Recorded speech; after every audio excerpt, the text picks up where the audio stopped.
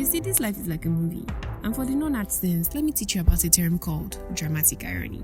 This is when an audience is aware of something that the character isn't. I'll give you an example from a partially popular series, La Casa de Papel.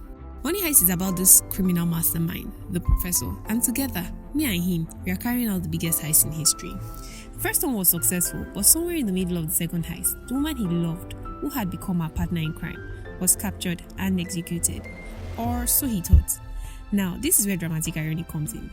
Apparently, this professor guy was losing his mind. He was so sad and on the verge of jeopardizing the entire heist. Can you imagine?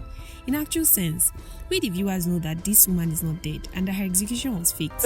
If you're like me at this point, you're like, Professor, she's alive. Snap out of it, guy. Ogbani, maybe you should forget woman and face your work. Look at this one having emotional breakdown when we have billions at stake. At this point, the reason I'm not panicking is because I know something about the professor that he doesn't. Now, imagine your life as a movie and God is the audience, or better still, the scriptwriter. We face certain challenges in life and feel like, what's the point of life? We feel like giving up on a dream, or that there's no way forward.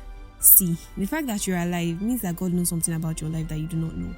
And whatever it is that He knows, it is worth you being alive for. It is what you're trying again for.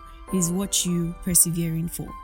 Imagine if the professor decided to call off the heist because he had lost hope, or even worse, kill himself because of a woman he thought was dead.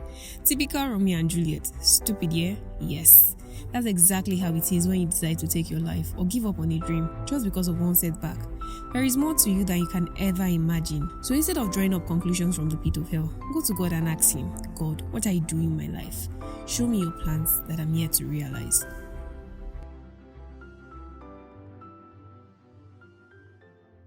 I think the greatest question that you have to ask yourself is, God, what do you know about me that I'm still struggling to lay hold of? Because if I ever lay hold of what you know about me, I'm crazy enough to believe that I could set this city on fire.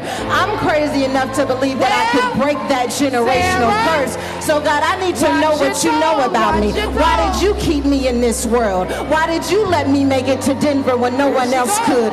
Why did you allow me to be in this family? What is it that you know about me that I don't know about myself? I'm trying to wrap my mind around why you wrapped your hand around me when I should have been crazy and out of my mind. When I should have been somewhere drinking and sleeping, you wrapped your hands around me.